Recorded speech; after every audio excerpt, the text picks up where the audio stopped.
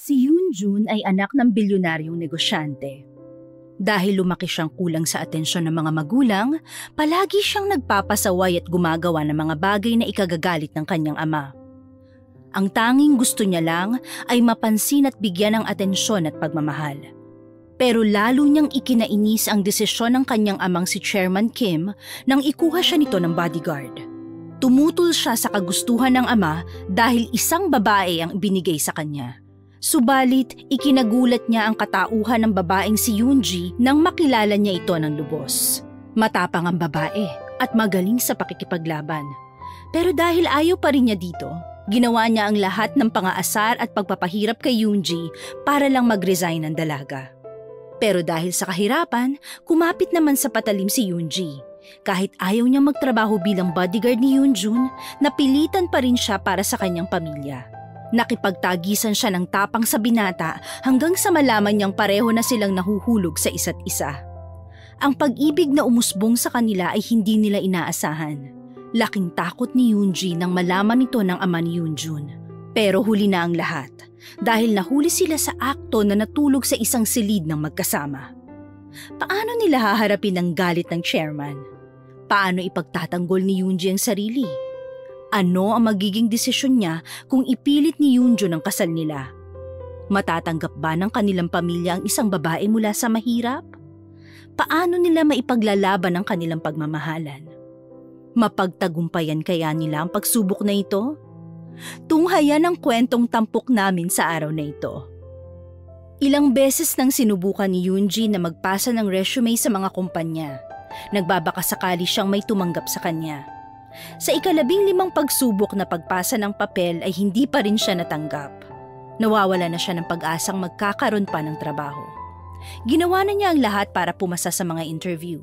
Nagpabida na at kung ano-ano pa ang kanyang sinabi para lang mapabilib ang mga ito, ngunit hindi siya natatanggap. Naisip niyang baka dahil sa personalidad kaya walang kumukuha sa kanya. Mabait naman siya at maganda rin naman. Medyo maangas lang dahil boyish kung kumilos.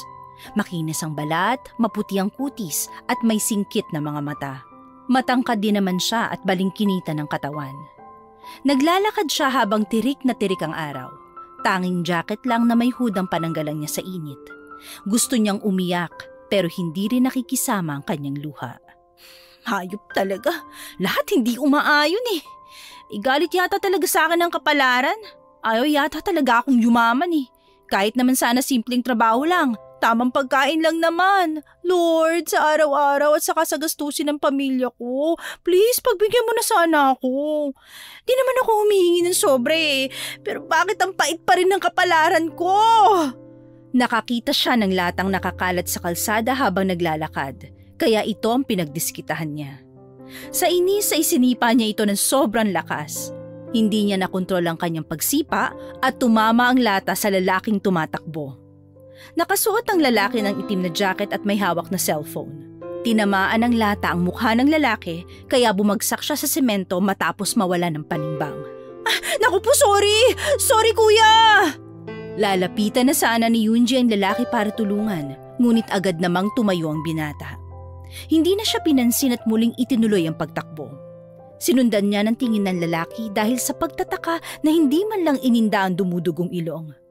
Maya-maya ay napalingon siya nang marinig ang malakas na sigaw ng isang lalaki. Nakita niyang tumatakbo ang lalaking semi-kalbo ang gupit ng buhok. Itinuturo niya ang lalaking nasa pool ng sinipang lata ni Yoonji. Nang malaman ng dalaga na magnanakaw ang lalaking yon, agad niyang hinabol ang lalaki. Mabilis naman niyang naabutan ang magnanakaw. Malakas na batok ang ginawa niya sa lalaki na agad namang ikinatumba ng magnanakaw. Pumwesto siya sa harapan nito at gamit ang kaliwang binti ay sinipa niya sa tagiliran ng lalaki. Kitang-kita niya ang inis sa mukha ng lalaking magnanakaw at maya-maya ay naglabas ito ng patalim. Magnanakaw! Nang makita ni Yoonji ang patalim, mabilis niyang sinipa ang likod ng lalaki dahilan para mabitiwan ang kutsilyo. Pinuntirya pa ng suntok ng lalaki ang tagiliran ni Yoonji pero nakaiwas naman ang dalaga. Buong puwersang hinawakan niya ang braso ng magnanakaw at saka ipinilipit. Sumigaw ang lalaki dahil sa sakit ng kanyang ginawa. Nang maramdaman ni Yoonji na muling aatake ang lalaki, ay mabilis niya itong hinila sa ulo. Pinagsusuntok niya sa mukha hanggang sa bumagsak sa semento. Sinipa niya ng palayo ang kutsilyo para hindi na magawang damputin ng lalaki. Nakita niyang mahigpit pa rin ang paghawak ng magnanakaw sa cellphone kaya tinapakan niya ang braso nito, dahilan para mabitiwan ang ninakaw na bagay. Muling inundayan ng suntok ang lalaki hanggang sa mawalan ng malay. Ay, weak naman pala. Salamat, Neng. Iniabot ni Yunji sa lalaking bagong dating ang cellphone pero umiling siya at itinuro ang kotseng huminto sa kanilang harapan. Nanlaki ang mga mata ni Yunji na makita ang kotse ng malapitan. Land Rover ito na nagkakahalaga ng milyon base sa nabasa niyang article sa social media. Naintindihan na ni Yunji ang gustong ipahiwatig ng semikalbong lalaki nang magbaba ng bintana ang driver ng kotse. Wolf cut ang buhok ng driver na sa tingin niya ay alaga sa salon. Maputi ang lalaki, matangos ang ilong na lalong umangat dahil sa suot na sunglasses. Matambok din ang Adam's apple at medyo mapula ang mga labi. Artista ba siya? Bossing! Cellphone mo! How much? Ha?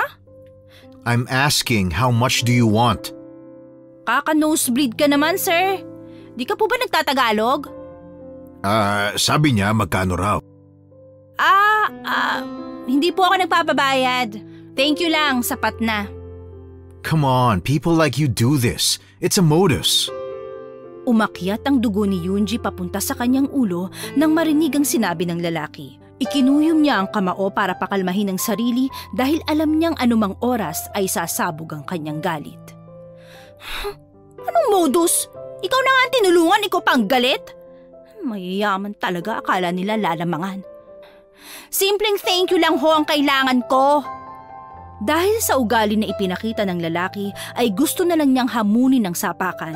Nakalimutan na rin niya ang lalaking magnanakaw ng cellphone na nakahandusay sa semento. And why would I say thank you?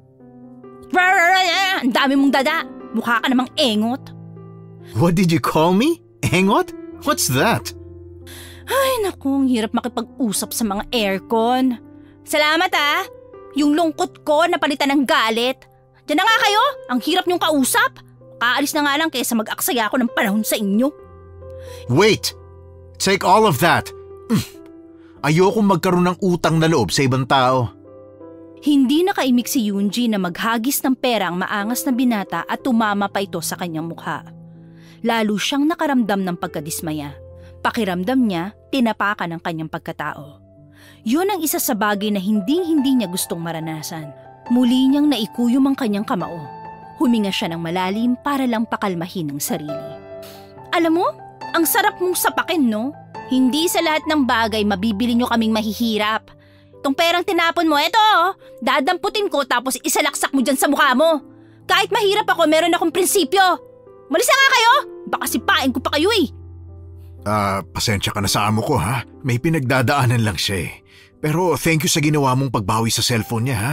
Ang totoo, mahalaga yun dahil nandun lahat na mahalagang contact sa business nila. Ako na humihingi ng pasensya, Neng ha. Salamat ulit. Ako nga pala si Bang Mingo. Gusto lang naman naming tumanaw ng utang na loob. Baka may maitutulong kami sa'yo. Kahit magsabi ka lang. Ako po si Yunji. Hayaan niyo na po. Kayo na lang po ang bahala sa magnanakaw na yun. Busy po ako Di ko na maasikaso.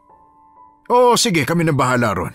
Sige na, humiling ka ng kahit na ano. Malaki ang naitulong mo sa amin. Kahit ano? Oo, kahit na ano. Kailangan ko po ng trabaho. Tama-tama. Hiring ang company namin ngayon. Ito ang business card ko, ha? Pumunta ka sa office namin. Sabihin mo lang yung pangalan ko. Kim Corporation? Wow, parang gate pass pa tong pangalan mo Easy access. Nakakatuwa ka talaga. Gusto kong personality mo, ha? Aasahan kita, ha? Bumubusina na siya Baka uminit na naman yung ulo. Pag-iisipan ko po. Mukhang komplikado ang trabaho kapag may ganyan kups na amo. Ay, hindi naman. Mabait naman siya kapag nakilala mo. Mukhang kups talaga yung amo mo, boss. Hindi na lang. Kung ganyan lang din na makikita ko sa araw-araw, baka masuntok ko pa yan Mr. Bang, bilisan mo na! I have a meeting. I need to attend. Basta tawagan mo ko ha o pumunta ka sa office, okay? May iaalok akong trabaho sa'yo. Ano nga ulit ang pangalan mo? John Yunji po. Miss Yunji, kinagagala kita makilala. Pero sa ngayon, mauna na ako, ha? Ingat po kayo Puwera dun sa isa. Sinundan niya ng tingin ng lalaki hanggang sa makapasok sa sasakyan. Pagkasakay ay umandar na ito. Napakagat sa ibabang labi ang dalaga at pinitik-pitik ang calling card na hawak niya. Kinabukasan, nakipagkita si Yunji sa kaibigan niyang si Yuna. May-ari ng maliit na samgyupsala ng kaibigan. Hinahangaan ng lubos ni Yunji ang dalaga dahil madiskarte, marunong makisama at mabait. Kung minsan nga lang ay sinasaltik ang kaibigan at hindi magugulangan pagdating sa pera. Ikinuwento niya sa kaibigan ang nangyari sa kanya habang kumakain sila ng samgyup. Nabigla siya nang hampasin ni Yuna ang lamesa matapos marinig ang kanyang mga sinabi. Dahil sa lakas ng pagkakahampas ng dalaga ay halos magtalunan ng mga karneng niluluto niya. Napaka-arugante naman pala ng animal na yun Kala mo kung sino, pero pogi ba? Mukha siyang puwet ng halimaw sa mga sci-fi movies. Ay, pangit! Kaya palang sama ng ugali nun. Akala mo hindi tao. Pero sayang yung ibinato niyang pera. Dapat kinuha mo na lang.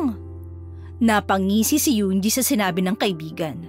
Pagkatapos ay pinakita niya ang perang ipinulot niya sa kalsada. Pagkaalis ng dalawang lalaking sakay ng magarang sasakyan.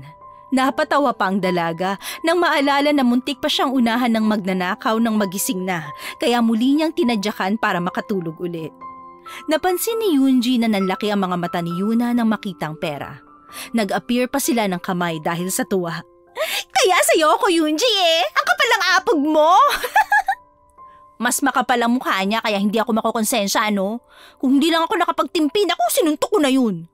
Pagkasabi ay kumuha si Yunji ng nalutong karne at inilagay sa ibabaw ng lettuce. Kumuha rin siya ng cheese, sauce at itlog saka inirolyo ang lettuce. Ngumanga siya ng malaki saka ito'y sinubo.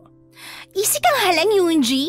Ang hilig mo talaga sa violence Nakita niyang naglabas si Yuna ng booklet na ginagamit nito sa pagkuha ng order. Nakakunot ang noo habang nilulunok ni Yunji ang kinakain bago nagsalita. Teka, yung ginagawa mo? Samgyup with cheese, 500 yan. Tapos cheese, 50. Yung soft drinks. Teka, hindi ba ito libre mo? Gusto na lang niyang isuka ang lahat ng kinain dahil inililista ito ng kaibigan. Doon niya naisip na kaya pala hinahayaan siya nitong umorder ng kung ano-anong gustuhin.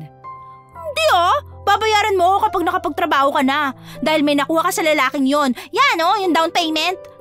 Down payment? Bakit? Magkano bang utang ko sa'yo? Yung mga kinain mo dati, bale naka 5,000 ka na kasama to, Pambihira, akala ko pa naman libre. Baka pati itong sabaw may bayad Yan ang libre. Tsaka ano ka ba, sa panahon ngayon wala nang libre, Hindi kita sisingilin kapag yumaman na ako. Tsaka maghahanap muna ako ng AFAM. Ay, ano ba yan? Nawalan na ako ng gana. Nawalan ng gana? Paano naubos mo na, sus? Tsaka ang mahal ng singil mo cheese 50? Hindi ba anli yun? Kasama yun sa samgyup package Laki rin ang patubo nito. Ano yung cheese mo? May glutathione with collagen? Ay naku, ang dami niyang pudda. Utang naman to. Siyempre may tubo kahit papaano, Ay, pambihira. Ang hirap mo maging kaibigan. Eto. Itong 1,000. Ibawas mo na. Ayan! Naku, anyways. Sabi mo nagbigay ng business card. Patingin nga! Oo, ito. Ay! OMG! Yunji! Bakit? Munti ko nang maibuga ang tubig sa'yo Ano ka ba naman? Oh my gosh! Nanginginig ako! Ikaw mo na to! Alam mo bang kilala ang company nito sa iba't ibang negosyo? May mall, condominiums, restaurant at cruise ship sila. Sabi sa balita, napakalaki raw magpasahod ng kumpanyang to. Naku! Ang swerte mo, friend! Alam mong OA mo. So, ibig sabihin, bilyonaryo lalaking yun? Panalo ka, girl! Alam mo, itulog mo yan, Yuna, Magkakamuta ka pa. Super OA mo? Hindi ako OA, Yunji. Totoo to. 6 digits ang kitan sa kumpanya na to. Kung ayaw mo, edi ako na lang. Ilakad mo ko, please, please. Ay, sarili ko nga hindi ko mahanapan ng trabaho. Isasama pa kita? Kaya nga grab the opportunity, friend. Kailangan mo ng pera, hindi ba? Go mo na to. Paano ka makakaipon para makita ang papa mo kung ganyan ka, Nag-isip si Yunji bago uminom ng tubig. Biglang sumagi sa isip niya ang bilin bago mamatay ang kanyang ina. Inihabilin nito na hanapin ang kanyang ama na huling balita nila ay nasa Amerika. Nangako siyang hahanapin nito at dadalhin sa puntod ng kanyang ina. Matapos ang ilang araw na pag-iisip at paghahanap ng trabaho ay nagpasya siyang tawagan si Mr. Bang. Tuwang-tuwa ito nang marinig siya. Pinagpasa siya nito ng curriculum vitae sa email para ma-evaluate ang profile niya. Pagkaraan ng 2 araw ay sinabi nito na magpunta siya sa office. Manghang-mangha si Yoonji nang makita ang napakataas na gusali ng Kim Corporation. Halos nangalay ang leeg at ulo niya kakatingala. Nakasuot siya ng pencil black skirt at chiffon tops v-neck wrap blouse. Babaeng-babae ang kanyang itsura sa suot niyang damit. Naalala pa niya ang sinabi ni Yuna na kung magtatrabaho siya sa corporate world, kailangan presentable siyang tingnan. Kay Yuna ang damit na suot niya, maging ang makeup na ginamit niya sa mukha at mismo ang kaibigan pa ang nagayos sa kanya. Sanay si Yoonji sa mga pantalon at square pants kaya nakakailang para sa kanya ang ganong suot.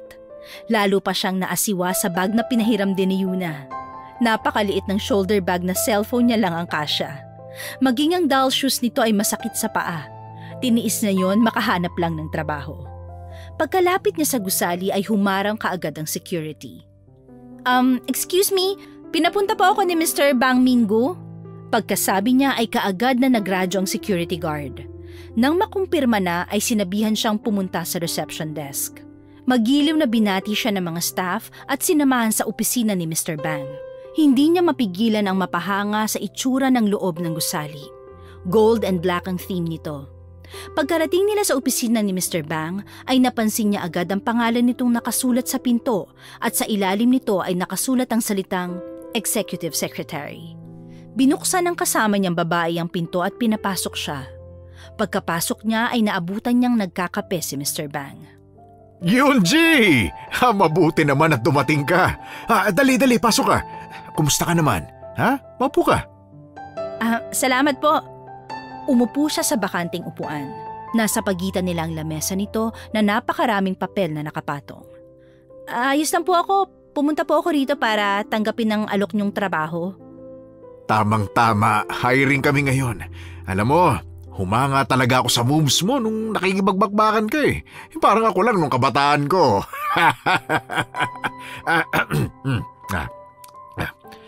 Nangiwi si Yoonji sa pagtawa na parang walang bukas nung lalaking kaharap. Napansin naman ito ni Mr. Bang kaya tumikhim ang lalaki. Hey, pinapatawa lang kita. May iaalok ako sa'yo. Medyo mahirap pero sulit ang bayad dito. Aprobado na rin ito ni Chairman Kim. Ano po yun? Bodyguard. Bodyguard? Naka-formal attire pa naman po ako pero bodyguard pa lang ibibigay niyong trabaho sa akin. Bodyguard po nino? Ni Sir Kim Yoon-jun, yung nakainkwentro mo. Yung aruganteng yun? Shh! Huwag kang maingay. Nasa kabilang kwarto lang siya. Wala akong pakialam sir kung marinig niya. Totoo namang masamang ugali niya eh. Nawala na sa utak niya ang sinabi ni Yuna na dapat ay mahinhin lang magsalita. Lumabas ang pagiging ugaling kanal niya nang marinig ang sinabi ng lalaki. Ay, alam ko yon. Sa tagal kong naninilbihan sa pamilya nila, alam kong ganyan talaga ang ugali niyan. Alam mo, sa totoo lang, ang tatay niya ang amo ko. Ikinuwento ko kung paano mo sinagot-sagot yung anak niya at kung paano ka makipaglaban. Kaya sinabi ko, yun ang iaalok kong trabaho sa'yo. May pagkasutil kasi si Mr. Kim eh. Pero mabait naman yun, maniwala ka. Mukha nga yung demonyo eh. Paano naging mabait? Ito na lang ang isipin mo ha. Hindi ka magtatrabaho para sa kanya, kundi para kay Chairman Kim, ang ama niya. 8 million won ang offer. Per month? Per cut-off. Wow! Natulala si Yoonji sa narinig. Ang sahod na yon ay ilang buwan niya ring makukuha sa ibang trabaho, pero dito ay isang cut-off lang. May kasama pang isang sakong bigas. Kung gusto mo, ako pang magluto ng bigas eh. Ha? Pre-breakfast at lunch. Ano, gusto mo ba? Wow! Gusto ko pinakamahal na bigas oh. Ay, hindi. Biro lang yon, kau naman. Hectic ang schedule ko. Kumain ka na lang sa cafeteria, ha? Joke lang, sir. Ang alam ko po kasi, boss, kapag mataas ang payment, ibig sabihin mahirap ang trabaho. At saka wala po akong karanasan sa pagbabodyguard eh. Pero ang ganda ng records mo, ha? Isa kang black belter sa taekwondo at nag-seminar sa iba't ibang martial arts. Nako, at impressive naman dahil may pinag-aralan ka naman. Opo, scholar po ako noon. Ang gagawin mo lang naman ay bantayan siya at i-report kay Mr. Kim ang gagawin niya. Sandali, magiging mata ako ng papa niya para bantayan siya? Ganun po ba? Hindi ba ang tanda na niya para bantayan pa? Oo, at walang karapatan si Mr. Kim Yoon-jun na patalsikin ka sa trabaho. Sa usapin naman ng pera, walang problema. Pag-iisipan ko po. Gusto mo mag-train ka na? Ano sa tingin mo? Napalunok ng laway si Yoonji sa alok ni Mr. Bang. Natutukso siya sa alok ng lalaki, ngunit ang isipin pa lamang na araw-araw niyang makikita ang amo nitong arogante ay talagang hindi niya matitiis. Pag-iisipan ko po, para kasing niloloko niyo ako 8 million won per cut-off? Sa barat ng mga mayayaman, malabo yung sinasabi niyo Kung gusto mo ng initial payment, akong bahala sa'yo, ha? Boss, totoo ba? Oo nga, hindi kita binibiro. Nasa akin ang contract mo. Ikaw nang bahala kung pipirmahan mo na. Inabot ni Mr. Bang ang papel na hinugot niya mula sa drawer. Nanginginig naman ang mga kamay ni Yoonji nang makita na tunay ang alok nito. Bigla niyang naramdaman ang panunuyot ng lalamunan. Tumakbo sa isip niya na baka kaya niyang i-handle ang lalaking arogante. Baka pwede niyang subukan magtrabaho bilang bodyguard nito.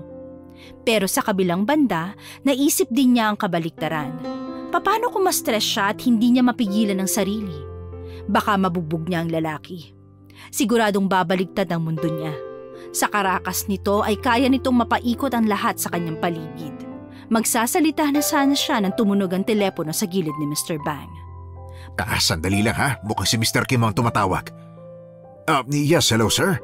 Sige po, papunta na. Ipapakilala ko na rin sa iyo ang bago mong bodyguard. Sige po. Pagkarinig ni Yoonji sa sinabi ng lalaki ay bigla siyang naaligaga. Hindi pa siya nakakapagdesisyon ay mukhang magiging sapilitan na. Lalo niyang napatunayan na totohanan na nga nang kausapin siya ni Mr. Bang matapos ibaba ang tawag. Pirmahan mo na yan. Sige na, akong bahala sa'yo. Kahit isil mo na lang. Okay? Okay na yon. Wait lang Sir Bang ha. Baka pwedeng pag-isipan ko muna. Sumama ka muna sa akin. Marahan nitong binawi ang papel sa kamay niya at nakangiting pinasunod siya sa isang silid. Pagkapasok nila ay nakita niyang napakagulo ng paligid. Naabutan nilang nakaupo si Yoonjun at akmang magsushoot ng bola sa ring na nakasabit sa dingding na isang dipang layo. Opisina ba to o arcade? Sir Kim, narito na po yung bago mong personal bodyguard. Marahang tinulak ni Mr. Bang si Yoonji palapit sa lamesa ni Yoonjun. Napanganga na lang na tumingin si Yoonji sa matanda dahil hindi pa siya pumayag sa alok nitong trabaho. Marahang dumako ang tingin niya sa binatang nakakunot ang noo. Tumingin sa kanya ang binata at kinilatis siya mula ulo hanggang paa bago dumako ang tingin kay Mr. Bang. Hi boss. Are you kidding me? She's a woman. Babae ka pala, Yoonji? Aba, nakakainsulto ka naman Sir Bang. Mas nakakainis pa yung sinabi mo sa sinabi niya How could a woman protect somebody like me? Baka umiyak pa yan Walang pasabi na hinagis ni Yoonjun ang bola kay Yoonji. Mabilis naman itong nasalo ng dalaga. Bumuga ng hangin si Yoonji dahil sa pagkairita sa binata. Nahamon talaga ako nito Pakitaan ko ba to Sir Bang ha? Sir, mukha naman siya mapagkakatiwalaan. Nakita ko na ang profile niya. Impressive ang achievements at marami siyang certificates of training. Scholar din po siya dahil taekwondo athlete siya. Nakita ni Yoonji nang umisi si Yoonjun. Tumayo ang binata na parang napagod sa ginawang paglalaro ng bola kahit nakaupo lang naman. Why don't we test her then? I have a gun here. Sir Kim, relax lang ho. Baka pumutok yan, hoy! Bakit hindi natin i-test kung makakailag ka? Walang pag-aalinlangang itinutok ng binata ang baril kay Yoonji. Lumapit si Yoonji hanggang sa mesa na lang ang natitirang pagitan nila. Ikinasa ni Yoonjun ang baril. Hinawi naman ni Yoonji ang baril palayo sa kanya. Inilapat niya ang kanang palad sa likod ng baril at ang kabilang palad ay nakahawak sa katawan ng baril. Malakas niyang inikot yon paharap kay Yoonjun. Sa lakas ng puwersa ng dalaga ay nabitiwan ni Yoonjun ang baril. Kung hindi yon binitawan ng binata ay tiyak na mababali ang braso niya. Naagaw ni Yoonji ang baril at itinutok ito sa binata. Miss John, huminahon ka. Please lang. Huwag ka matakot Mr. Bang. Soft gun lang naman yan Nagsukatan ng tingin sina Yoonji at Hyunjun at walang bumibitiw sa titigan nilang yon. Mula sa gilid ng mga mata ng dalaga ay nakita niyang napahawak sa batok si Mr. Bang at pumikit pa bago huminga ng malalim. Nako, Diyos ko po.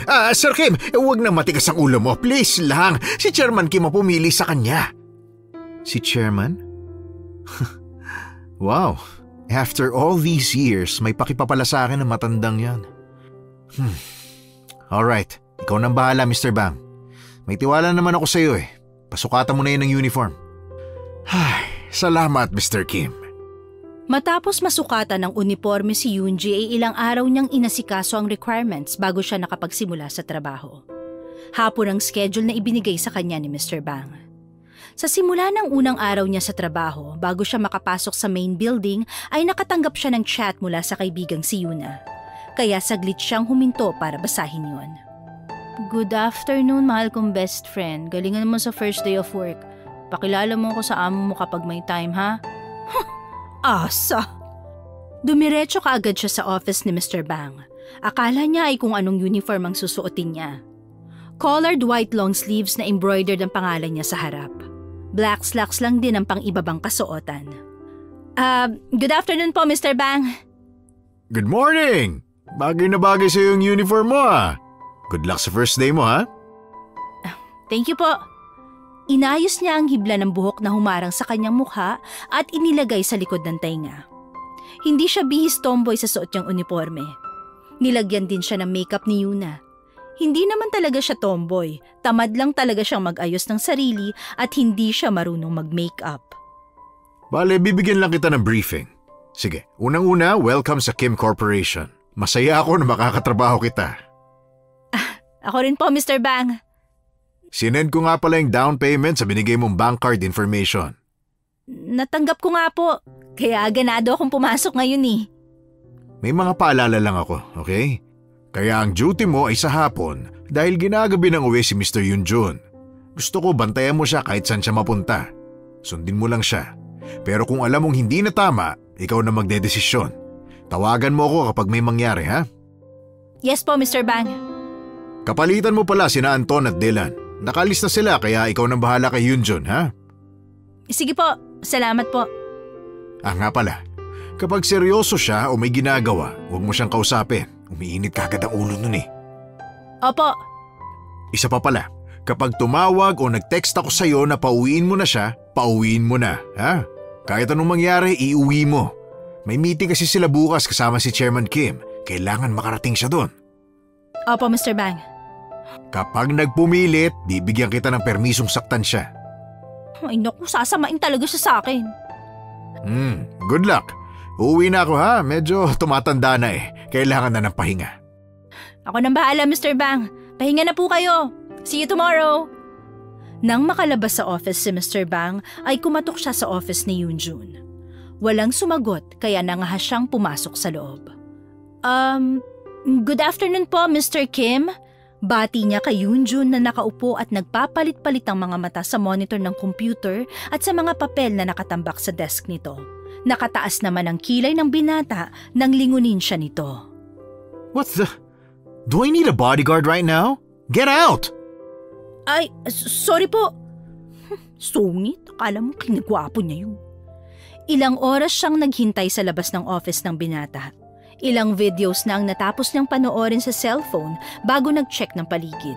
Hindi pa rin lumalabas ang amo niya. 8:00 na at bahagya na siyang nag-alala. Hanggang sa tumunog ang kanyang cellphone. Nakita niyang tumatawag ang binata. Kaagad niyang sinagot ang tawag. Pinapasok na siya ni Yoonjun sa opisina. Hindi pa siya nakakasagot ay bigla nang namatay ang tawag. Umiiling siya habang papasok sa opisina ng binata. Naabutan niyang nakaupo pa rin si Yoonjun habang nakatingala. Nakapikit ang mga mata ng binata habang hinihilot ang sentido. Uwi na po ba kayo? Ako na po magdadrive para makapagpahinga kayo. No, hindi ako uuwi kagad. Ha? Saan po kayo pupunta? That crazy chairman. Kung ano-anong pinapagawa sa akin. He's such a pain in the neck. I want a party. Let's go. Party? Are you deaf? I need to relax and I want to drink. Naisip ni Yoonji na kailangan niyang sabihin ito kay Secretary Bang.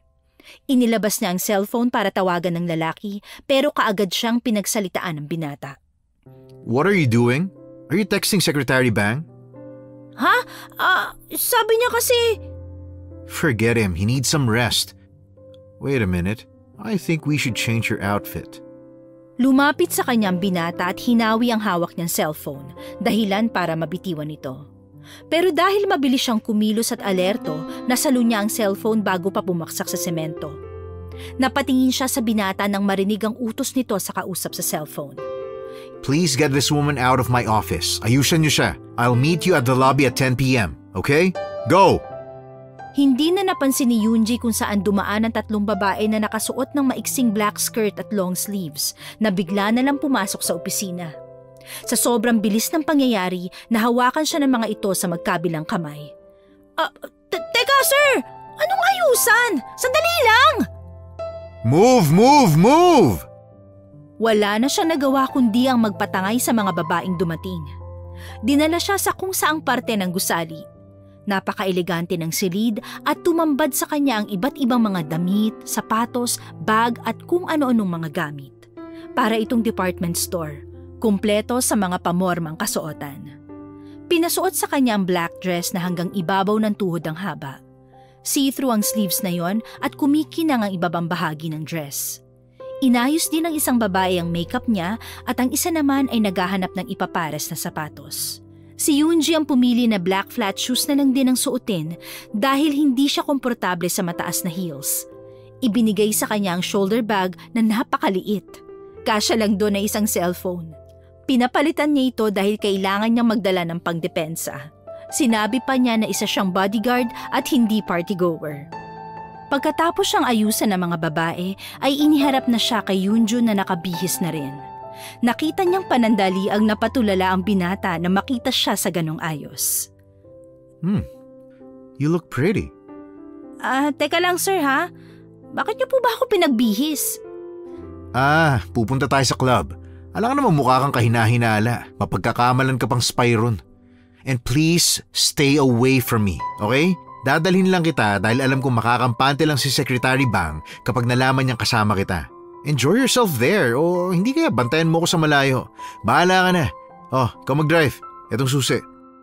Nang makarating sila sa club, hindi na sila kinapkapan ng gwardya. Sinabi lang niya na companion siya ni Yoonjun kaya pinapasok din siya. Napakaingay sa loob. Dumadagundong ang mga speaker sa sobrang lakas. Para na siyang nabibingi. Umakyat si Yoonjun sa 2 baitang ng club at sinalubong ng mga kakilala. Si Yoonji naman ay tumambay sa gilid. Naupo siya sa upuang katabi ng mataas na mesa at paharap sa nagsasayang amo. Inikot ng dalaga ang paningin sa buong lugar at halos makabisado na niya ito dahil sa sobrang pagkainip. Napatayo siya para hagilapin ang tingin ng binabantayan. Nakita niya ang binata na nakikipaghalikan sa kung sino-sinong babae. Kung minsan ay nagtatama ang tingin nila at tila inaasar pa siya nito. Itinaas niya ang gitnang daliri bilang ganti sa pangaasar sa kanya. Hindi niya talaga maiwasang magreklamo sa sarili. Naririndi siya sa mga tugtugan. Hindi niya gusto ang ganitong paligid, pero kailangan niyang tiisin dahil ang gusto niya ay makatapos sa trabaho kahit maka3 buwan lang siya. Sapat na yon para maipon niya ang sahod at makapagpatayo siya ng maliit na negosyo. 2 oras na ang lumipas at lalo pa siyang nainip. Pakiramdam niya ay napakatagal ng oras. Muli niyang hinagilap ng tingin ng binata. Napansin niyang tumitingin si Yoonjun sa cellphone na para bang may hinihintay. May lumapit na waiter kay Yoonji at binigyan siya ng dala nitong inumin. Sinabi pa ng waiter na inutos daw ng amo niya na bigyan siya ng cocktail drink. Napasinghap si Yoonji sa isipan na tinipid siya ng amo niya. Pero ayos lang din dahil hindi naman siya nandun para mag-party. Tinungga niya ang cocktail drink at pabagsak na ipinatong ang baso sa ibabaw ng mataas na mesa habang nakatingin sa amo niyang nagsasaya. Maya-maya ay may lumapit sa kanyang lalaki at inaya siyang sumayaw pero pinakitaan niya ng gitnang daliri kasabay ng masamang tingin. Pakiramdam niya na babastos na siya dahil sa itsura niya. Hindi siya komportable sa ganung suot. Mas gusto niya ang uniformeng white long sleeves at slacks. Maya-maya ay nag-vibrate ang cellphone niya kaya kinuha niya ito sa bulsa. Nakita niya ang chat ni Mr. Bang na nagsasabing ayain na raw niyang umuwi si Yoonjun dahil maaga pa ang meeting nito sa board of directors. Huminga ng malalim si Yoonji. Alam niyang mahihirapan siyang pauwiin ng binata. Pagkatapos ng ilang buntong hininga ay lumapit siya sa amo at bumulong. Sir, maaga raw ang meeting niyo bukas. Umuwi na raw kayo para makapagpahinga. I can manage. I will go home whenever I want. Sir, utos po ni Mr. Bang. Sino bang amo mo? Ako o siya? Siya po ang nag-hire sa akin. Excuse me?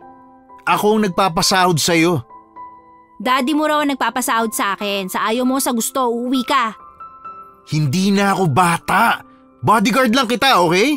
Don't you dare tell me what to do. Get out of my sight. Lumayo si Yoonji habang kinakagat ang ibabang labi dahil sa inis. Saktong tumawag si Mr. Bang kaya naghanap siya ng pwesto na medyo mahina ang tugtog para makausap ng maayos ang lalaki. Nagpunta siya sa comfort room at doon sinagot ang tawag. Mr. Bang, kups talaga yung amo mo eh. Ayaw pong umuwi. Gawa mo ng paraan. Please, Yoonji. Balita ko nandyan din tumatambay yung nakaaway niya noon. Mapapatrabol na naman siya niyan eh. Ay naku, mas okay pa nag-alaga ako ng bata eh. Sige po sir, pahinga ka na. Ako na pong bahala. Ay, salamat. Ikaw na rin ang bahala sa kanya, ha? Opo, gagawin ko ng paraan. Pagkapatay niya ng tawag ay naglakad na siya papunta sa dating pwesto pero hindi siya makabalik dahil dumami ang mga tao sa paligid. Mabilis niyang hinawi ang mga tao para makaraan ng marinig niyang parang may nagaganap na away. Pagkalapit sa unahan ay nakita niya si Yoonjun na binubugbog ng 3 lalaki. Sir Kim! Sinabunutan ni Yoonji ang humahawak kay Yoonjun. Sinuntok niya ang lalamunan nito at tinuhod ang ulo. Pagkabitiw ng lalaki sa amo niya ay tinadyakan pa niya ito. Pagkatapos ay yumuko si Yoonji para mapantayan ang nanghihinang amo. Sir Kim, ayos ka lang? Of course not! Nagtanong ka pa! Bagay sa yung binubugbog. What the heck? Ay, amo pala kita. Andyan ka lang ha. Ako na bahala rito. Hinarap niya muli ang 3 lalaki. Sumugod sa kanya ang isa at nang susuntukin siya ay kaagad niyang nasalag. Sa kanya sinipa sa likod ng tuhod, sa tagiliran at sa leeg. Sinugod pa siya ng isa na may hawak na kutsilyo. Inilagan niya ang mga amba nito at nang makakuha ng tiyempo ay sinipa niya ang kamay na may hawak ng kutsilyo. Nagpatuloy ang pakikipaglaban niya hanggang sa may pumukpok ng bote sa kanyang ulo. Saglit siyang nakaramdam ng hilo at nang muling nakabawi ay kaagad na umatake. Naging marahas na ang mga atake ng 3 lalaki dahil sa galit sa kanya. Nagsabay-sabay na silang sumugod, kaya mabilis na hinablot ni Yoonji ang isang lalaking malapit sa kanya at yun ang ginawang pananggalang sa mga suntok ng kalaban. Ginamit niya ang mga lalaking nanonood para pagtaguan at kapag nakakuha ng tiyempo ay inaatake niya ang mga kalaban hanggang sa tuluyang nawala ng malay ang mga ito. Nagsigawan ang mga naron dahil natalo niya ang 3 lalaki. Sinamantala naman niya ang katuwaan ng mga nanonood para hilahin si Yoonjun paalis ng club. Inilagay niya ang braso ng binata sa kanyang balikat at inalalayan para tuluyan na silang makalabas. Pagkarating nila sa parking lot ay pinatunog niya ang kotse gamit ang remote na kasama ng susi. Ipinasok niya si Yoonjun sa backseat pagkatapos ay pumunta siya sa driver's seat para magmaneho. Habang nasa daan ay napansin niyang tahimik lang si Yoonjun. Sinisilipan niya ito sa rearview mirror. Hindi niya matanong ang lalaki kung saan ihahatid. Nang tingnan niya ang Waze ng kotse, nalaman niyang nakasave doon ang address ng binata. Sir Kim! Uy, Sir Kim! Sorry na po ah. Ikaw naman kasi, paharang-harang ka. Alam mong nakikipagbakbakan na ako eh. Stop it! You're so incompetent. 3 lang sila tapos ang tagal mo pang napatumba? Wow! Ikaw nga eh, lalaki ka pero ni isa pa hindi ka nakaganti. Ang weak mo naman. Anong sabi mo? Sir, bungol-bungulan. Narinig mo naman ako eh. Just shut up and drive. I want to sleep. Sigurado po ba kayong ayaw nyo magpa-ospital? Para saan? Para pagpiesta na ako ng mga tao? Hindi naman ako napuruhan eh. Isa pa, I can call my doctor anytime. Umuwi na tayo, bilisan mo. Sa kakasilip niya sa binata ay hindi niya napansin ang hump sa kalsada. Umalog ang sasakyan dahilan para uminit ang ulo ng kanyang amo. Ano ba? Dahan-dahan naman sa pagdadrive. Sorry sir. Puro ka sorry, wala naman nagagawa yung sorry mo. Eddie, thank you, sir. Napaka-pilosopo mo, no? Wala kang galang sa amo mo eh. Kailangan ko ba mag-bless sa'yo? Saka isa pa, halos magkasing edad lang tayo. Hindi rin ako komportabling galangin ka. Coops ka kasi. Hindi na umimik ang binata hanggang sa nakarating sila sa bahay nito. Napanganga na lang si Yoonji sa ganda ng bahay ng kanyang amo. Sumalubong sa kanila ang gwardya at ang kasambahay. Hindi na siya pumasok sa loob at ibinili na lang ang binata sa mga naroon. Sir, pahinga ka na.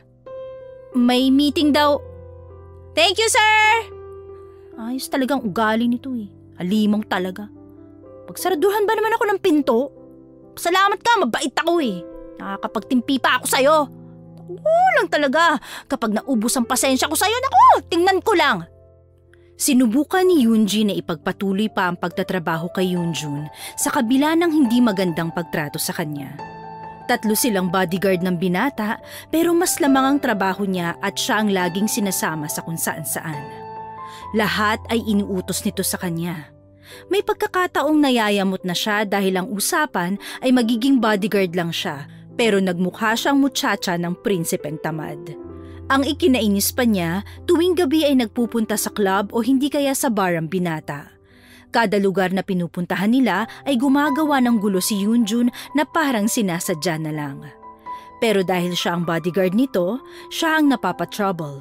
Siya ang nasasaktan. Nahahampas siya ng bote sa ulo, nadaplisan ng kutsilyo sa braso, nakikipagsabunutan sa mga babaeng nilalandi ng binata at kung ano-ano pang kamalasan. Bumabaha ng alak kapag dumarating si Yoonjun sa club dahil libre niya ang inumin. Nilulustay niya ang pera ng magulang sa walang kwentang bagay. Kung minsan ay naiinggit na si Yoonji sa estado ng buhay ni Yoonjun. Sa tingin niya ay nasa binata na ang lahat.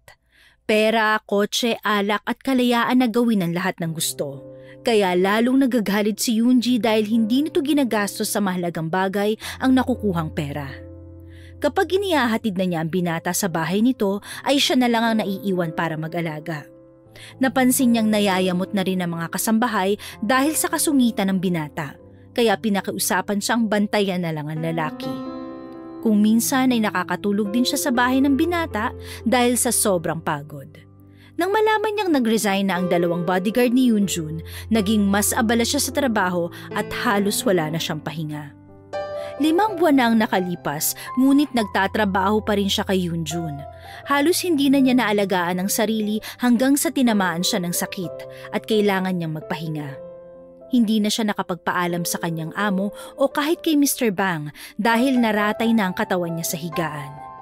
Dinaan na lang niya ang pagpapaalam sa pagpapadala ng mensahe sa social media account ng kanyang amo. Matyaga naman siyang binantayan ng kaibigang si Yuna na siyang palagi niyang karamay. Ay, Bes! Naku, mataas pa rin ang lagnat mo eh. Pasensya ka na, Yuna, ha? Naabala pa tuloy kita. Ito naman, parang iba. Saka syempre, ako ang dahilan kung bakit nandito ka sa city at iniwan mo ang pamilya mo para magtrabaho. Kumikilos ka rin sa bahay eh. Maliit lang tong ginagawa ko, no? Okay lang yan. Salamat talaga, ha? Wala yun. Singilin na lang kita kapag sumahod ka na, ha? Di ka talaga papalamang, no? Habang nag-uusap ay nakarinig sila ng sunod-sunod na katok sa pinto. Nagkatinginan pa silang dalawa dahil pareho silang walang inaasahan na bisita. Uy, may kumakatok? May hinihintay ka bang bisita? Wala. Sino kaya yan? Sige, ako na ang titingin. Sino yon, Yuna? Ano? Kungan? Bes eh? Ay, sino nga ba siya? Gwapo, Bes! Bisita mo! Hoy, bakit hindi ka pa magaling? Sir Kim? Sir Kim? Siya ang amo mo? Oo, Yuna. Sa kasamaang palad. What the? Sabi mo mukhang puwet ng monster, ang pogi niya sobra! Kinikilig ka na naman dyan. Bakit mo pinapasok yan, ha? Sabi niya kasi katrabaho ka niya. Hindi ko naman alam na siya pala ang amo mo. Ay, hindi ako nakapagpakilala ng maayos. Ako si Yuna, best friend ni Yoonji. Hi! Nice to meet you. Nakapunta ka na ba sa doktor? Hindi pa. Hindi ko pa kayang tumayo eh. Bakit ka ba nandito, sir? Ay, Okay lang siya. Ganyan lang siya kapag nagkakasakit. Kailangan niyang matulog ng matulog. Paano mo malalaman kung may mali sa sistema mo at kung anong tamang gamot? Let's go to the hospital now. Okay lang po. Magre-report ako kapag magaling na ako. No, let's go to the hospital. Ayoko nga. Bakit ba ang kulit mo? Ikaw ang makulit eh. Hindi nga ako makatayo, hindi ba? Not a problem. Yuna, here's the key. Open my car. Okay, sir. Yunjun, tawagin niyo ako sa pangalan ko. Ano ba ginagawa mo? Bakit mo ba ako biglang binuhat? Ano ba? Ibaba mo ko! Ano ba? Open the door, Yuna! Sir Kim! Yunjun nga sabi ang pangalan ko eh. Okay, Yunjun. Wala nang nagawa si Yunji nang ipasok siya ng binata sa kotse at dinala sa ospital. Ilang tests at check-up ang ginawa sa kanya pagdating doon. Napilitan tuloy siyang magpalit ng hospital gown dahil pinag-admit siya ng binata. Nagulat ang nurse at doktor nang makita ang namumuong mga pasa sa katawan niya pati na rin ang ilang mga sugat. Agaran siyang ginamot ng doktor. Dahil sa sama ng pakiramdam ay nakatulog si Yunji habang nilalapatan ng gamot ang mga sugat niya. Nagising siya nang marinig ang pag-uusap ni Yuna at Yunjun. Anong sabi ng doktor, Yunjun? Napataas ang kilay niya nang marinig ang kaibigan na komportableng binabanggit ang pangalan ng kanyang masungit na amo. Para mapakinggan pa ang usapan ng dalawa, ay nagpanggap siyang tulog pa. Well, she needs to rest. Mga ilang araw daw. Ano bang trabaho niya? Bakit puro pasa at sugat? Parang lagi siya nakikipag-away eh. Hindi nakasagot si Yunjun sa tanong ni Yuna. Hindi kasi alam ng kaibigan na bodyguard siya ng pasaway na lalaki. Dahil sa tanong ni Yuna ay tumikhim si Yunji para ipaalam sa dalawa na gising na siya. Bigla namang iniba ni Yunjun ang usapan. Binigyan siya ng mga gamot na iinumin. Kailangan inumin yun ng 7 days nang walang palya ha. Ginagamot na rin naman yung mga sugat niya. Dapat yung gamutin araw-araw. Lalo na yung sugat sa tagiliran niya ha. Medyo malalim. Mabuti na lang walang napuruhang organs. Bakit ka ba nandito, sir? Kaya ko naman eh. Okay naman ako. Oo nga, sir. Baka naaabala ka na namin eh. Akong bahala kay Yunji. May meeting akong pupuntahan. Just tell me if you need help, okay? You can call me. Wala nang help, sir. Okay lang ako. Bakit ka ba kasi pumunta eh? Anong arte mo? Ikaw na nga inaalala, no? Bakit? Kailangan ko ba ng pag-aalala mo? Ay, Yunji, ano ka ba? Umalis ka na. Magre-report ako kapag okay na ako. Women. Bye, Yunjun! Huwag ka mahiyang dumala uli, ha? Wow, close kayo? Ilang oras matapos umalis ni Yunjun ay bigla na lang nakonsensya si Yunji. Naisip niyang hindi niya dapat pinagsalitaan ng ganon ng binata dahil nagmamalasakit lang naman sa kanya. Ilang beses siyang nag-type ng mensahe ng paumanhin na ipapadala sa kanyang amo pero hindi niya maituloy hanggang sa nakatulugan na lang niya ito nang hindi na isesend. Nagising siyang nasa ospital pa rin. May nakapa siyang ulo sa gilid ng kanyang kama. Nahawakan pa niya ang buhok. Kaagad niyang tiningnan kung sino ang naroon. Nakita niya si Yunjun na nakaupong natutulog habang nakaunan sa sariling braso. Nilibot niya ng tingin ng paligid para hanapin ang kaibigan pero wala si Yuna. Pero nagtataka siya kung bakit si Yunjun na nagbabantay sa kanya. Hindi yun inaasahan ni Yunji. Kilala niya ang amo bilang pilyong lalaki. Hindi nito magagawang magbantay at magmalasakit. Hinawakan niya ang buhok ng binata at sinuklay ito gamit ang kanyang daliri. Naramdaman niya ang mabilis na tibok ng kanyang dibdib. Tila nag-uunahan ang tibok ng puso niya dahil sa kakaibang kaba na may halong tuwa. Ay, teka, ano ba itong nararamdaman ko? Nang makita niyang gumalaw si Yunjun ay tinanggal niya ang kamay sa pagkakalapat sa buhok ng binata. Pagkatapos ay nagpanggap uli siyang natutulog. Naramdaman niyang hinaplos ng binata ang kanyang noo. Pilit niyang ipinipikit ang mga mata kasabay ng dasal na sana ay hindi siya mabuking na nagtutulog-tulugan. Maya-maya ay narinig niya ang paggalaw ng binata kasunod ng paglapat ng labi nito sa kanyang noo. Tulog ka lang. Pagkatapos nun ay narinig niya ang mga yabag palayo kaya unti-unti siyang dumilat. Nakita niya ring kadarating lang ng kaibigan. Yoonjun, salamat ah! No problem. Just tell me if you need my help. Okay na, madidischarge na rin naman siya eh. Ako nang bahala ron. At saka ayaw niyang inaalagaan siya ng sobre eh. Pero salamat talaga ah! Anytime. Muling pumikit si Yoonji nang makitang umalis na ang binata. Narinig naman niya ang yabag ng kaibigan na papalapit. Wala na siya. Alam kong gising ka, friend. Huwag ka na magpanggap. Swerte mo ah, inalagaan ka ni Yoonjun. Hindi naman pala siya ganun kasama eh. Ilang araw ang nakalipas ay nakalabas na si Yoonji sa ospital. Nang tuluyan na siyang gumaling ay naghanda na para pumasok sa trabaho. 3 araw na ang nakalipas simula nang bumalik siya. Napansin niya ang pagbabago ni Yoonjun. Hindi na sila nagpupunta sa club at sa bar. Sir, may sakit ka ba? Hindi niya naiwasang magtanong matapos manlibre ang binata ng pizza na kinain nila sa opisina kasama si Mr. Bang. What? Kasi ilang araw ka na mabait eh. Hindi ka na rin nagka-club. Maaga kang umuwi kapag hindi hectic ang trabaho mo. Nakakasawa rin naman. Ayos. Tumitino ka na siguro, no? Eh, ikaw. Bakit parang nag-aayos ka na? May pinupormahan ka? Napatingin siya sa malaking salamin sa gilid ng opisina. Nagulat siya nang mapansin ng binata ang pag-aayos niya sa sarili. Sinubukan niya lang na gawin ng mga tinuro sa kanya ni Yuna. Si sir naman? Straight akong babae, no? Never ako manliligaw. Kaya ayos naman na mag-ayos-ayos ako ng konti, di ba? Eh bakit nga gumaganda ka? Po?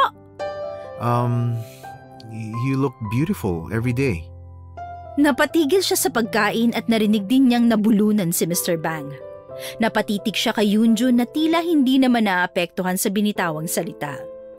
Napaisip tuloy si Yoonji kung tama ba ang kanyang narinig. Tama bang narinig ko? Hey, snap out of it. Let's go home. Mukha kayo nagliligawan na. Nakalimutan niyo yatang may kasama kayo. Sir Bang! Secretary Bang! Nagkatinginan pa sila pagkatapos ay nag-iwasan na ng tingin.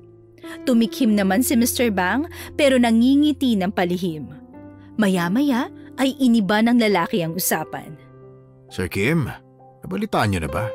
Umuwi na po ang mami niyo. As if I care. Gusto niya po kayong makita. Wala akong oras. Bumalik na lang siya ulit sa States. Yoonji, drive me home. Yes boss. Sinundan niya si Yoonjun at pinagbuksan ang sasakyan pagkalapit nila sa kotse. Hindi niya maiwasang tumingin sa amo habang nagmamaneho. Napansin niya na malungkot ang mukha ng binata at panay ang tingin sa cellphone. Hindi na niya ito kinausap hanggang sa makarating sila sa bahay nito. Boss, uwi na po ako ah. Hindi ka ba rito matutulog? Pinalinis ko na yung guest room. Hindi na po. Rest day ko bukas, diba? Rest day? Yes po. So wala kang ganap bukas? Bukas ka na umuwi. Gabi na oh. Okay lang. Kaya ko umuwi. I insist. Bukas ka na lang umuwi. Wanna drink with me tonight? Sige, pwede mong kunin kahit ilang wine sa cellar. Kahit mag-uwi ka ba para kay Yuna. Ngumiti siya nang sabihin niyo ng binata. Naisip niya na siguradong matutuwa ang kaibigan niya dahil quality ang wine at ang lahat ng alak. Namili na siya ng mga alak na iuuwi. Kinuha niya ang mga ito sa cellar at itinabi para hindi niya malimutan. Kumuha na rin siya ng alak na iinumin nila. Tequila ang napili niya. Madaling malasing si Yoonji, pero gusto niyang tikman ng mamahaling alak. Dinala niya ang ilang boteng alak at 2 baso papunta sa sala kung saan naghihintay ang kanyang amo na nakasuot na lang ng shorts at puting sando. Nagsimula silang uminom. Dahil kumpleto sa gamit si Yoonjun, hindi na siya nagtaka na may griller at mga karne. Nagluto sila ng pagkain para may pampulutan. Alam mo boss, okay ka naman pala no? Akala ko pure demonyo ka. Don't judge the book by its cover. You'll never know. Pero alam mo, naintindihan kita eh. Akala ko rin nung una napakaswerte mo. Marami kang pera. Pero real talk tayo boss ha. Feeling ko malungkot ka. Itong ginagawa mo at saka yung pagkaklab, parang hindi mo naman talaga gusto yan eh. Nakikita kitang malungkot yung mukha tapos pasilip-silip sa phone. Parang may hinihintay ka. Broken-hearted ka ba? Hindi ako sanay magkwento kaya hindi kita masasagot. Okay lang. Kapag ready ka na, saka mo sabihin. Pero huwag ka mag-alala, nandito lang ako para sa'yo ha. Poprotektahan kita sa kung sinong gustong umapi sa'yo. Sasabayan kita sa trip mo. Nakaramdam si Yoonji ng init sa katawan at nagsimula na siyang mahilo. Inangat niya ang bote at kinausap ito. Teka lang, bakit parang nilalasing mo ko ha? Mabilis palang makalasing ang mamahaling anak, no? Wala pang babae ang nagsabi sa akin yan. Ha? Ang alin? Most ladies kasi gusto nila sila ang pinoprotektahan. Siyempre iba ako. Wala ka naman makikita kagaya ko, sir. Teka nga, ano ba yung sinasabi mo? Yung bote talaga ng alak yung kinakausap ko kanina. Hey, wala tayo sa trabaho. Pwede mo akong tawagin sa pangalan ko. Okay, yun Jun. Baliw. Hindi sa pangingialam ha. Pero yun na rin yun. Bakit ba ayaw mong makita ang mama mo? Wala naman siyang pakialam sa akin eh. Hindi niya ako pininotektahan nung kunin ako ni Dad. Baka naman may reason siya. Walang mama na hindi mahal ang anak. Hindi tayo magkapareho ng ina. Sa bagay, may point ka naman. Hindi naman tayo magkakaparehas ng sitwasyon eh. What about your parents? Nasa probinsya. Ako lang nandito sa city. Pera lang naman ang kulang sa pamilya namin eh. Bagay na meron ka. Mabuti ka pa. Ano mabuti ron? Kapag walang pera, parang lahat naging problema mo. Kapag nagkaroon ako ng pera, baka hindi na kami maging malungkot. Kaya ikaw, i-treasure mo yung kung anong meron ka. Kasi yan ang wala sa amin. Are you married? Ha? Do you have your own family? Single ako, sir. Okay. Tagay na, sir. Parang ginugulangan mo na ako eh. Paano kung may nagtapat sa'yo na gusto ka niya? Lasing ka na ba? Bakit ganyan mga tanong mo? Just answer my question. Kapag ganon, ang una kong tanong, kaya mo ba? Kayang ano? Kaya niya ba ang ugali ko? Kasi gaya na sabi mo, hindi ako kagaya ng ibang mga babae. Totoo naman. Mostly kapag sinabi ko sa lalaking ganun ako, umaayaw sila o nag-ghost ako. Natatapakan daw kasing ego nila.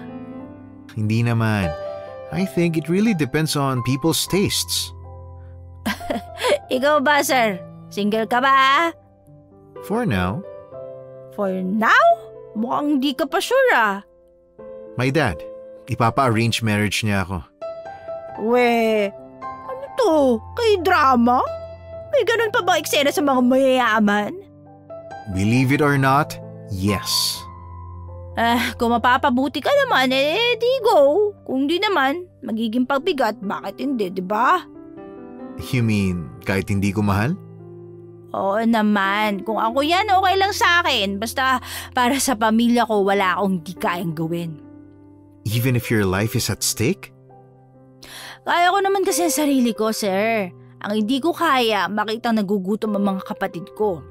Kaya ko talaga yung sarili ko.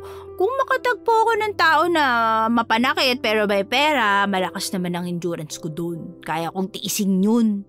Kaya ko naman siyang Islam sa sahig. Impressive. As long as nagtatrabaho ka sa akin, I'll make sure to sustain your needs. Kapalit ng pagprotekta mo sa akin.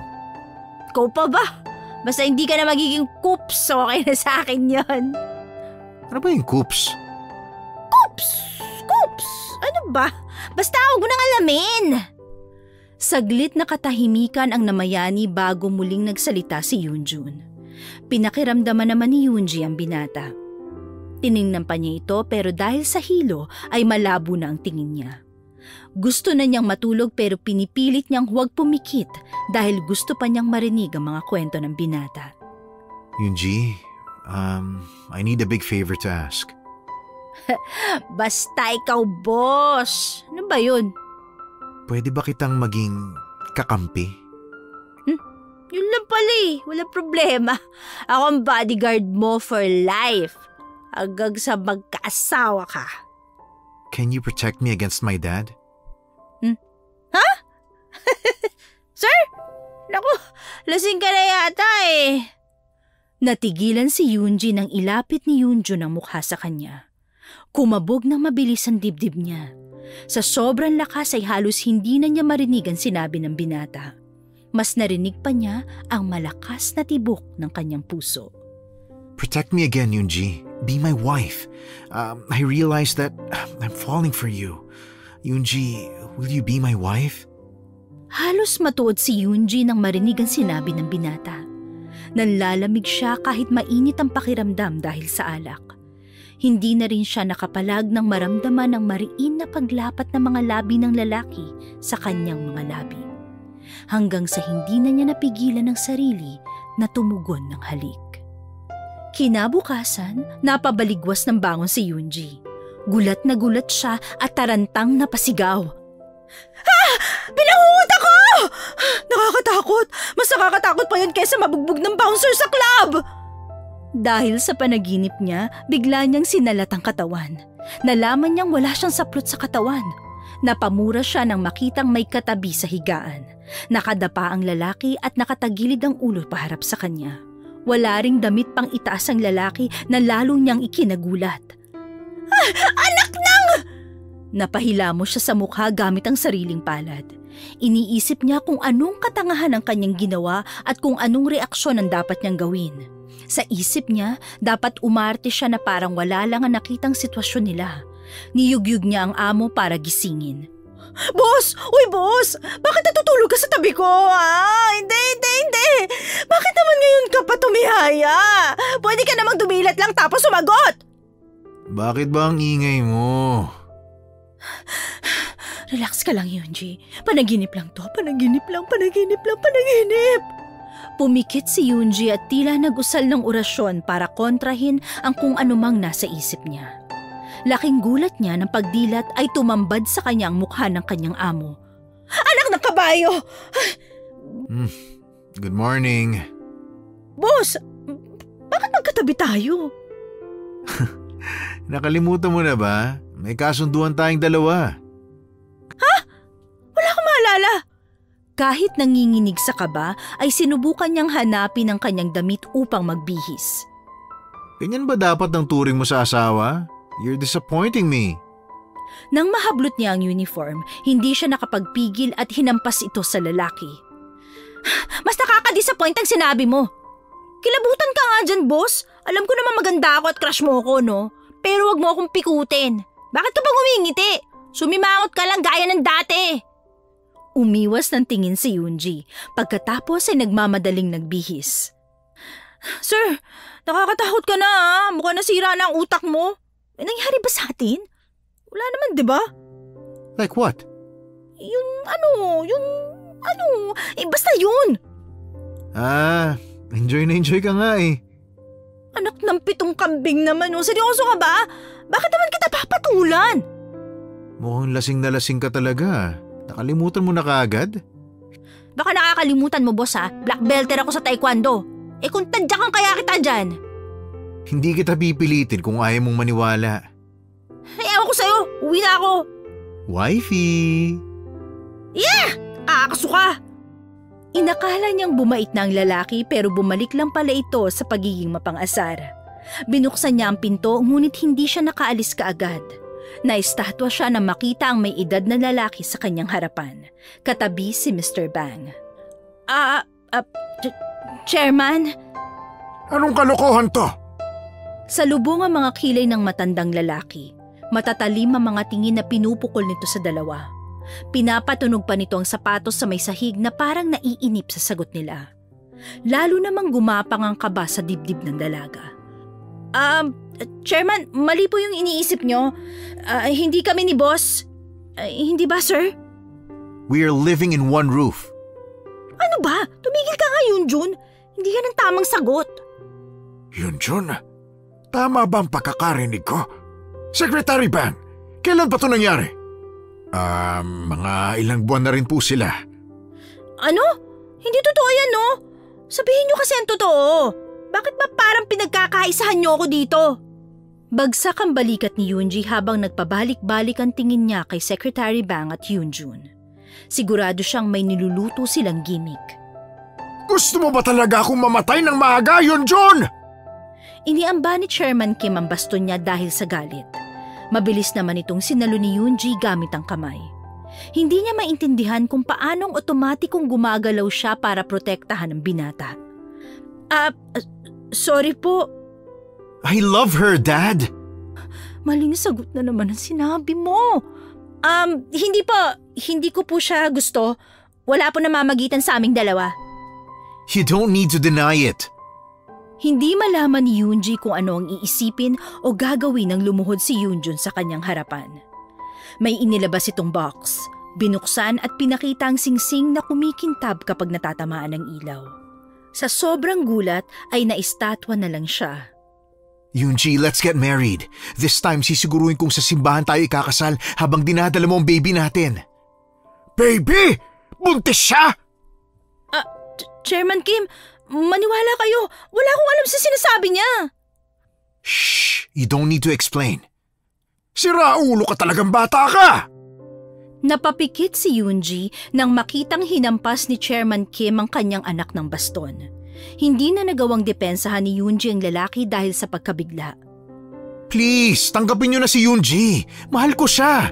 Kapag nilayo niyo siya sa akin, iiwan talaga kita. Aba, talagang... Lalong pinalo ng matandang lalaki ang anak hanggang sa tumayo ang binata at tumakbo paikot sa loob ng silid. Hinabol naman ni Chairman Kim ang anak para lalo pang hagupitin ng baston. Chairman Kim, huminahon po kayo. Baka atakihin po kayo eh. Paano ako hihinahon sa nasasaksiyan ko? Ikaw, Secretary Bang, hindi mo man lang ipinalam sa akin to. Chairman, pasensya na po. Naging mabilis lang po talaga. Ihanda mo ng lahat. This week na ang kasal. Anong this week? Sir, maniwala ka po. Hindi ko po boyfriend o asawa yan. Bodyguard lang po ako. Depensa ni Yoonji sa sarili. Pero na makita niyang sinuyod ng matandang lalaki ang kabuuan ng silid, nakita nila ang nagkalat ng mga gamit, kumot, bedsheet at ilang damit ni Yoonjun kaya lalong nanlambot ang dalaga. Hindi na nagsalita ang matandang lalaki. Nang mahimasmasan ng chairman ay umalis na siya para pumunta sa meeting. Sila na lang ang naiwang tatlo sa bahay ni Yoonjun. Nakaupo sina Secretary Bang at Yoonjun sa sofa habang si Yoonji naman ay hindi mapakali sa pagpaparoon at parito sa harapan ng dalawang lalaki. Maya-maya ay huminto na si Yoonji sa paglalakad. Sinuklay niya ang buhok gamit ang daliri. Anong kalokohan to, Secretary Bang at Sir Kim, ha? Nakita mo ba itsura nilang dalawa? That was so amazing. Ano to? Pinagtitripan niyo lang ako? Hindi naman sa ganun. Nakakainis kayo Ano ngayon ang gagawin ko? Makakasal ako kay Yoonjun ng biglaan, ganon? Relax, okay? Hindi naman matutuloy yun. Kung hindi lang ako nakapagtimpid, ako talagang masasapa kita eh. Ayusin mo kasi yung gusot na to, Yoonjun! Wow, casual ka na sa akin Pero hindi ba may nangyari na sa inyo? Paano kung mabuntis ka? Mr. Bang, wala nangyari sa amin, okay? You're not so sure. Sira ulo ka talaga, Kups ka Ano bang ginagawa ng dalawang taong walang saplot, ha? Wala akong narinig. Sabihin na natin na gano'n na nga. Pero kailangan bang gawing big deal yun? At saka di ba dapat paghiwalay niya tayo at alokin ako ng pera? Ganun ang naalala ko eksena sa mga drama, no? Bakit hindi ako inalok ng pera? Ay, pera pa rin ang nasa isip niya kahit may nangyari na sa inyo. I told you. Manahimik nga kayong dalawa. Kasalanan niyo to eh. Excuse me, hindi mo ba natatandaan yung mga sinabi mo kagabi? Ano sinabi? Wala akong matandaan. Inilabas ni Yoonjun ang kanyang cellphone. Nakangisi siya habang pinatunog ang recorder. Dinig na dinig nila ang recorded voice ni Yoonji habang lasing siya. Dahil ikaw ang first kiss ko, panindigan mo ko kapalit ng pagprotekta ko sa'yo. Habang buhay ako magiging bodyguard at protector mo. Kailangan pakasalan mo ako kahit hindi mo ako mahal. Pero ikaw, mahal kita. Shit! Sinungaling ka! Hindi ko yung sinabi! Ni-record ko nga Gusto mong pakinggan ulit? Hindi totoo yan! yan! Sinungaling ka! Oh, talaga? Sandali, pakinggan ulit natin. Wag! Wag sabi! Akin na nga yan! Inagaw ni Yoonji ang cellphone pero kaagad namang nakatayo si Yoonjun at itinaas ito. Nag-agawan ng dalawa na parang mga batang nag-aaway sa isang laruan. Napatawa naman si Mr. Bang sa nakikitang eksena ng dalawa. Isa! Sir Kim, ano ba? Oo, nasaan ang pagiging casual ng baby ko? Yuck! Napangiwi ang mukha ni Yoonji matapos marinig ang sinabi ng binata. Sinipa niya ang lalaki sa likod ng tuhod nito. Agad na napaluhod ang binata pero bago pa maagaw ni Yoonji ang cellphone, agad na nailak ni Yoonjun ang screen. Lalo namang nanggalaiti ang dalaga dahil hindi niya mabuksan ang cellphone. Nakakakilabot kayong marinig. Ay nako, tawagin niyo na lang ako kapag tapos na kayong maglambingan dyan, ha? Napalingon si Yoonji kay Secretary Bang na lumabas ng kwarto kaya nagkaroon ng tiyempo si Yoonjun para maagaw ang cellphone. Pagkatapos ay tumakbo ang binata palabas ng silid. Mabubugbog kitang kups ka! Para silang aso't pusa na naghabulan sa loob ng bahay. Hindi akalain ni Yoonji na may ganong side ang kanyang amo. Tila na-trigger ang emosyon nito. Alam niyang pilyo si Yoonjun ngunit hindi sa ganong paraan. Natulala na lang si Yoonji na makita niya ang abot-taingang ngiti ng binata, bagay na sobrang dalang nitong ipakita. Hindi niya namalayan na napangiti na rin siya. Bumibilis ang tibok ng puso niya na tila ba gusto nitong kumawala. Naisip ni Yoonji na hindi na tama ang kanyang nararamdaman, kaya naisip niyang kailangan na niyang layuan ang binata. Nasa malalim siyang pag-iisip nang biglang halikan siya ng binata sa pisngi. Kinuha nito ang kamay niya at sinuot ang singsing na tinanggi niyang suotin kanina. Gusto niyang maiyak sa ginawa ni Yoonjun pero pinigil niya. Napakabilis ng pangyayari para silang naka-fast forward. I know this is very weird but Yoonji, I liked you ever since we met. Huh? I admire your strength and personality. Actually, ako nagsabi kay Secretary Bang na i-hire ka. Sabi ko na lang, wag sabihin na ako nag-hire sa'yo. Bakit ako? I'm not sure though. Pwede ba kita maging girlfriend at pakasalan kapag handa ka na? Hindi ka agad nakasagot si Yoonji. Bumibilis ang tibok ng puso niya dahil sa tuwa ngunit natatakot siya. Naisip niya kung paano kung niloloko lang siya ng lalaki at saktan siya pagkatapos. Dahil doon ay nakapagdesisyon si Yoonji. Alam niyang hindi sila bagay sa isa't isa. Sumagi rin sa isip niya ang pamilya ng binata. Ano na lang ang iisipin nila? Tinanong mo ba ako kung gusto kita? Nawala ang magandang ngiti ng lalaki. Lumuwag ang paghawak nito kaya parahas niyang binawi ang kamay. What? Di kita gusto. Nadala lang ako sa sitwasyon kaya nasabi ko yun. Sa ginagawa mo sa akin sa tingin mo magugustuhan kita? Tuwing nakikita kita, nakikita ko lang ang mga ginawa mong kalokohan sa akin. Naiinis ako sa'yo. Nararamdaman ni Yoonji na sumisikip ang paghinga niya at parang gustong umiyak matapos sabihin yon. Pero pinilit niyang maging matatag. I don't believe you. Mataas ba talaga ang tingin mo sa sarili? Sino ka ba para pangarapin, ha? Hindi porket mayaman ka, lahat magkakagusto sa'yo. Sino ba magkakagusto sa lalaking hindi kayang ipagtanggol ang sarili at nanlilimos ng proteksyon sa iba? Nakakaawa ka. Huli na para mabawi pa ni Yoonji ang sinabi. Ang kaninang nagniningning na mata ng binata ay napalitan ng lungkot. Sa tagal nilang nagsama, naobserbahan na niya si Yoonjun. Kulang sa atensyon at pagmamahal ng mga magulang ang binata kaya gumagawa siya ng paraan para mapansin. Gusto ni Yoonjun na laging inililigtas at pinoprotektahan. Nakita rin niyang napapangiti ang binata kapag ipinagbabalat niya ito ng mansanas na paborito nitong prutas. Si Yoonjun ang tipo ng taong mukhang matured pero immature pa rin ang pag-iisip. Na-overwhelm siya sa mga trabaho pero ginagawa pa rin ang lahat na makakaya para lang mapuri ng ama pero ni magpasalamat ay hindi magawang isukli.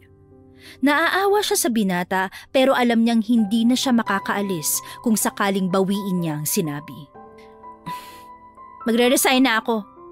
Huwag na sana tayong magkita pa. Lumipas ang 5 buwan, lumalanghap ng sariwang hangin si Yoonji pagkatapos ay nagunat ng braso. Nasa terrace siya ng kanyang bahay, tanaw na tanaw ang magandang kapaligiran. Ang mga huni ng ibon ang nagsilbing musika sa kanyang pandinig. Muli niyang pinikit ang mga mata at huminga. Ang sariwang hangin ay umayakap sa kanyang katawan. Good morning, paradise! Sa wakas, nakaranas siya ng pahinga. Pahinga na walang istorbo. Hindi niya maalala kung kailan ang huling nakabuo siya ng 8 oras na tulog. Ngumiti siya at tila naiiyak sa nakikita. Hindi niya naranasan ang ganong katahimikan nung nakina Yoonjun siya. Pero sa awa ng Diyos ay unti-unti niyang nakakamit ito. Sa laki ng nakukuha niyang sahod nung nagtatrabaho pa siya kay Yoonjun ay nakabili siya ng sariling bahay. Bumukod na rin siya ng tirahan mula sa mga kamag-anak pero hindi niya pinababayaan ang kanyang pamilya. Binigyan niya ng sariling negosyo ang kanyang panganay na kapatid at binilhan ng motor ang pangalawa para makapag-part-time sa pagde-deliver. Ang mga ito na ang mag-aalaga sa 2 pa nilang kapatid. Pabalik na sana siya sa loob ng kanyang silid nang tumunog ang kanyang cellphone. Nakalimutan niya tong i-off para walang istorbo. Pero dahil hindi naman niya pwedeng pabayaan ang pamilya, kaya hinayaan niyang nakabukas para natatawagan siya. Lumipat sila ng lugar para hindi matunton ng kahit sino maliban kay Yuna. Nangako naman ang kaibigan na hindi ito magsasabi kung nasaan siya. Kinasabwat din niya ang chairman para makalayo siya. Binigyan siya nito ng pera na magagamit sa pagsisimula ng buhay. Hindi naman masama ang ugali ng chairman. Gusto ng matanda na panindigan siya ng anak nito. Nalaman niya mula sa ama ni Yoonjun na ang pakakasalan sana ng binata ay nagkaroon ng iskandalo kaya hindi na nito planong ipakasal pa ang anak. 5 buwan na ang lumipas mula nung tumakas siya mula kay Yoonjun. Pinalitan niya ang contact numbers niya, nag-deactivate ng social media accounts at inalis ang mga pwedeng gamitin na pangkomunikasyon. Gumawa siya ng bagong account na silang pamilya lang ang nakakaalam. Napakunot noo si Yoonji nang makita ang unknown number na tumatawag sa kanyang cellphone. Bigla siyang kinabahan. Hindi niya alam kung sasagutin ba niya o hindi ang tawag na yun. Pero hinayaan niya itong nagre-ring habang sa maputol na ang tawag. Maya-maya ay may tumawag uli at sa pagkakataong yon ay pangalan na ni Yuna ang nakita niya sa screen. Kaagad niya itong sinagot. Yes, Yuna! Bes! Nandito ako malapit sa lugar niyo. Pwede ba tayo magkita? Naku, negative, Bes. Sumasakit kasi yung tiyan ko eh. Pwede namang ikaw na lang ang pumunta dito. Nakalimutan ko kasi kung paano pumunta dyan. Pumikit si Yoonji para pigilan ang inis. Nahihirapan siyang magturo ng direksyon kay Yuna. Kahit utusan ng kaibigan na dumiretso ay liliko pa rin ito kaya madaling maligaw. Ay, sige, chat ko sa'yo kung paano. Sige na. Ilang minuto ang lumipas. Narinig na niya ang pagtunog ng doorbell. Nabasa niya rin ang chat ni Yuna na nasa gate na ang kaibigan. Nahihirapan mang maglakad ay marahan niyang tinungo ang gate. Ay, mabuti naman at binisita mo ako. Natigil ang pagsasalita ni Yoonji nang makita ang taong kinalimutan na niya na nasa harapan niya ng mga sandaling yun. Napansin niya kaagad na lumubog ang pisngi nito. Mahaba ng konti ang buhok na tila napabayaan ng sarili.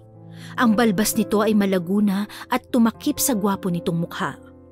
Napansin niya ang suot nitong kwintas. Ito ang singsing na binigay sa kanya dati na ginawa ng pendant. Sorry, Bes. Namimilit kasi siya eh. Sorry talaga. Napabuga ng hangin si Yoonji at tinirik na lang ang mga mata. Naisip niyang dapat ay hindi na lang siya nagtiwala sa kaibigan, pero huli na. Dinala na ni Yuna si Yoonjun. Exit na muna ako ha. Usap lang kayo. Hi. Bumaba ang tingin ni Yoonjun sa tiyan ni Yoonji. Tumagilid naman siya na parang pinagdadamot niya sa binata ang gusto nitong makita.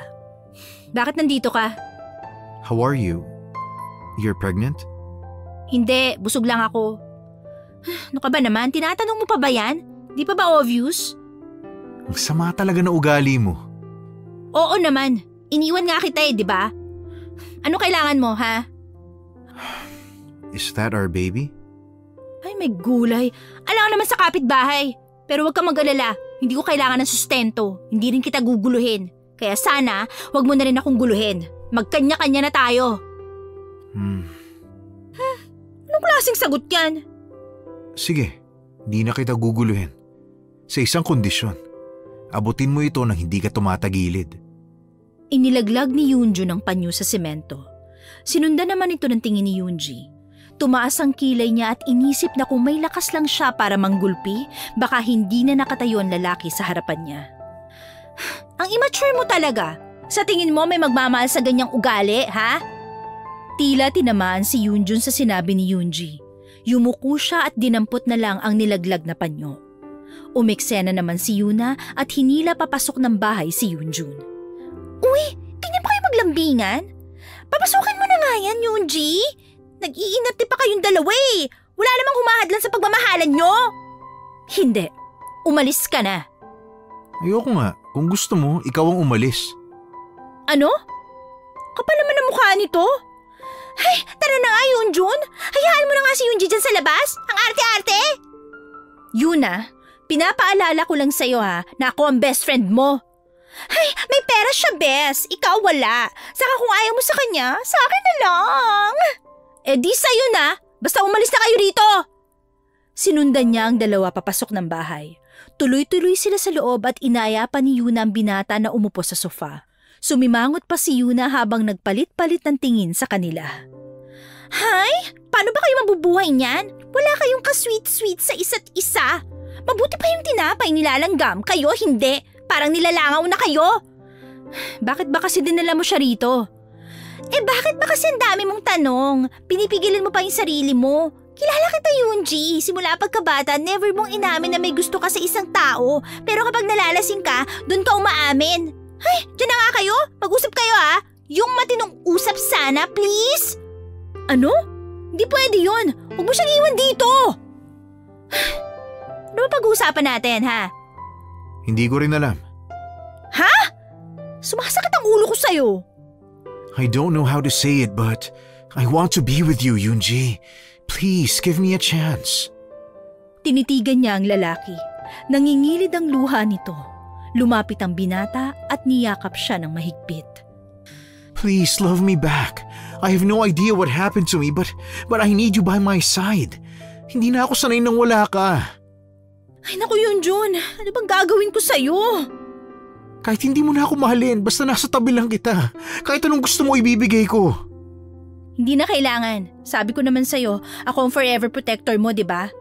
Bodyguard mo ako for life. Di ba? Di ba? Tatanggihan mo naman ba kung sakali mag-propose ako ng kasal? Ang bilis mo naman kasi. Hindi ka nga nanligaw. Magkakaanak na tayo. Madali na natin ang kasal. Ang totoo niyan. Tumitig sa kanya si Yoonjun na nagniningning ang mga mata. Nahihiya siyang sabihin ang gusto niyang ipaalam sa binata. Busog lang ako, Yoonjun. Hindi ako buntis. Nawala ang ngiti sa labi ni Yoonjun na ikinatuwa naman ni Yoonji. Inis na inis ang binata dahil nahuli ni Yoonji ang asar niya. Matapos biruin ng lalaki ay niyakap niya na mahigpit ang ama ng kanyang anak. Masarap ka pa ring biruin. Mahal kita, Yoonjun. Salamat at matyaga ka naghintay. Salamat at hindi ka sumuko. Mas mahal kita. Lalo na ngayong bibigyan mo na ako ng anak. Sobrang saya ko. Dahil malaki na ang tiyan ni Yoonji, hindi siya napapayag ni Yoonjun na magpakasal. Gusto niyang unahin muna ang panganganak bago ma-stress sa kasal na kailangan nilang pagplanuhan.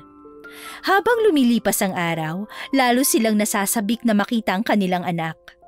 Mula nang tinanggap ni Yoonji ang binata sa buhay niya, wala na siyang ibang naramdaman kundi ang tunay na kaligayahan at paminsan-minsan ay pagkainis dahil sa kanilang pag-aasaran. Wakas.